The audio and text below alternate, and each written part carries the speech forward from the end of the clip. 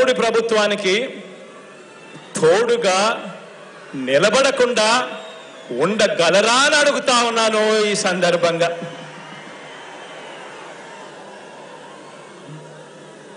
ఒక్కటి గమనించండి, 2019లో మనం అధికారంలోకి వచ్చే వరకు ప్రభుత్వం ఖర్చు చేసే ప్రతి రూపాయిని కూడా నేను చెప్పే ఈ విషయాన్ని జాగ్రత్తగా గమనించమని అడుగుతా ఉన్నా. నేను చెప్పే ఈ విషయం ప్రతి ఒక్కరూ కూడా జాగ్రత్తగా గమనించమని కోరుతా ఉన్నా. మనం అధికారంలోకి రాకమునుపు 2019కి ముందు ప్రభుత్వం ఖర్చు చేసే ప్రతి రూపాయి కూడా పేదలకు ఎలాంటి లంచాలు లేకుండా, ఎలాంటి అవినీతి లేకుండా, ఎలాంటి వివక్ష లేకుండా అర్హత ఉన్న ప్రతి పేదవాడికి కూడా కులం చూడకుండా, మతం చూడకుండా, ప్రాంతం చూడకుండా, వర్గం చూడకుండా, చివరికి వారు ఏ పార్టీకి ఓటు వేశారు అన్నది కూడా చూడకుండా పేదల చేతికి ప్రభుత్వం ఖర్చు చేసే ప్రతి రూపాయి కూడా ఇవ్వటం సాధ్యమే అని ఎవరైనా చెబితే మీరంతా నమ్మి ఉండేవారా అని చెప్పి అడుగుతా ఉన్నాను. రెండు చేతులు పైకెత్తి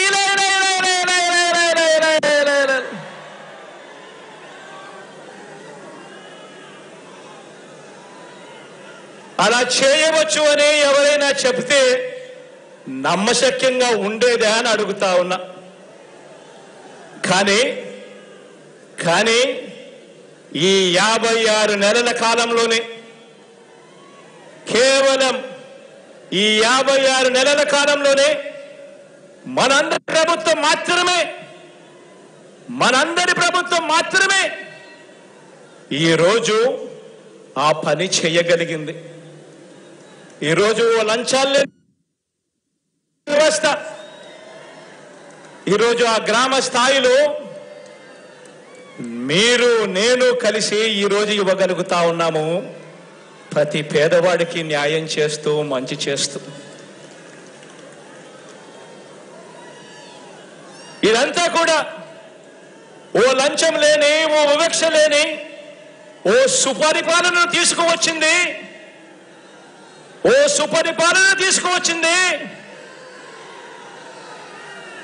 ఓ వైఎస్ఆర్సీపీ పార్టీ, మీ జగన్ అని చెప్పడానికి గర్వపడతా ఉన్నా. రాష్ట్రంలో ప్రతి పేద కుటుంబాన్ని మీరందరూ అడగండి.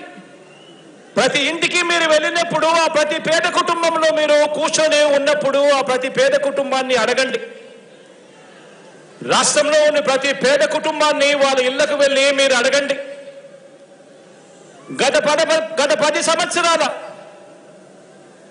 సంవత్సరాలు అంటే మన 5 సంవత్సరాలు, చంద్రబాబు నాయుడు గారు 5 సంవత్సరాలు, గత 10 సంవత్సరాల వారి బ్యాంకు ఖాతాలను వారినే చూడమని చెప్పి ఆ అక్క చెల్లెమ్మలను అడగండి.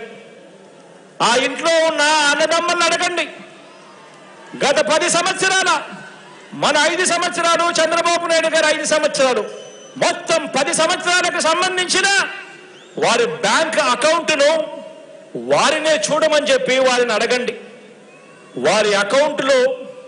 వారి బ్యాంక్ అకౌంట్లో గతంలో చంద్రబాబు నాయుడు గారి పాలనలో 2014 నుంచి 2019 ఆ 5 సంవత్సరాల మధ్యలో చంద్రబాబు ప్రభుత్వం ఏ ఒక్క రూపాయి అయినా వేసిందా అని చెప్పి వారినే అడగండి. ఇలా రెండు చేతులు పైకెత్తి ఇలా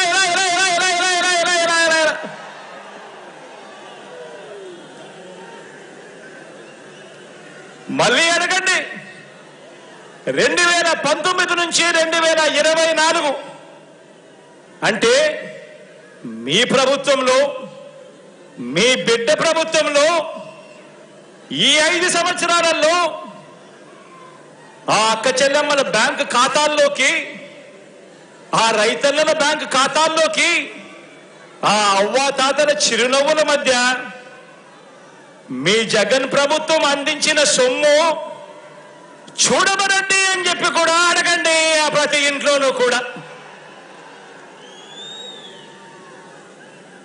కోవిడ్ కష్టాలు ఎన్నొచ్చినా కూడా మీ బిడ్డ మాత్రం ఆ ప్రతి పేదవాడి ముఖంలోనూ ఆ పేదవాడి కుటుంబంలోనూ చిరునవ్వులే చూడాలని ఆరాటపడ్డాడు మీ బిడ్డ.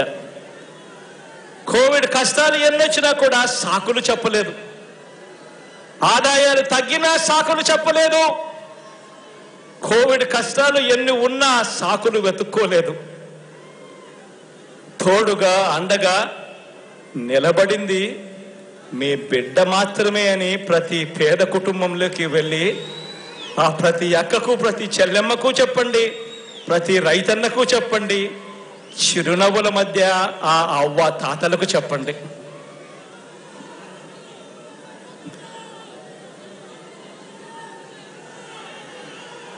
వార్డు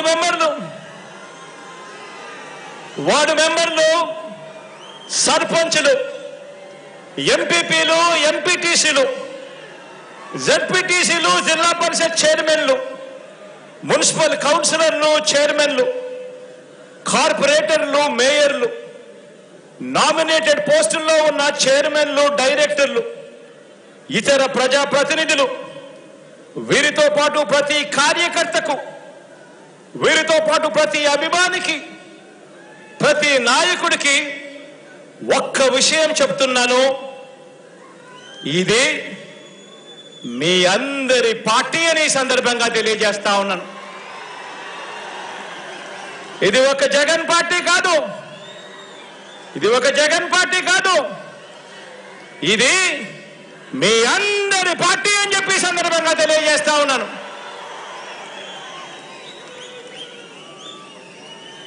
మీ బిడ్డ కేవలం మీ అందరికీ ప్రజలకు ఓ మంచి సేవకుడని మాత్రమే ఈ సందర్భంగా తెలియజేస్తా ఉన్నాను.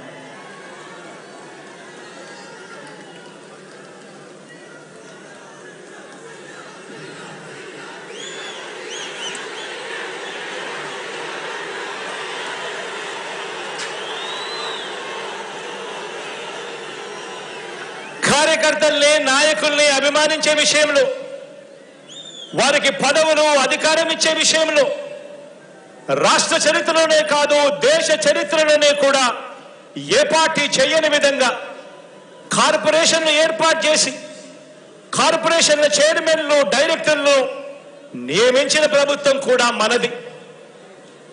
మార్కెట్ యార్డుల్లో కానివ్వండి, దేవాలయ బోర్డుల్లో కానివ్వండి, మొత్తంగా నామినేటెడ్ పదవుల్లో భర్తీ చేసే విషయంలో కానివ్వండి, ఏకంగా 56 బీసీ కార్పొరేషన్లు ఏర్పాటు చేసి మరి చైర్మన్లు, డైరెక్టర్లు ఇవ్వటం కానివ్వండి, ఇవన్నీ కూడా కేవలం మీ అన్నకే సాధ్యమైంది అని కూడా ఈ సందర్భంగా చెప్పడానికి గర్వపడతా ఉన్నా.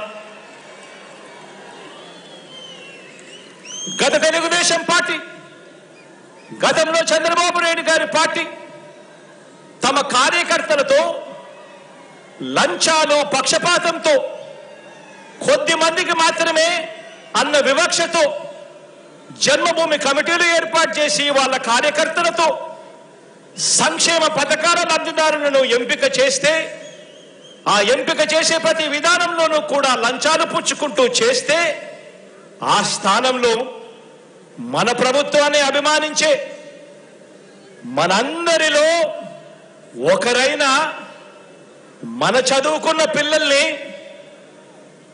తీసుకువచ్చి మనదైన వాలంటీర్ల వ్యవస్థ ఇంటింటికి వెళ్ళి లంచాలు లేని, వివక్ష లేకుండా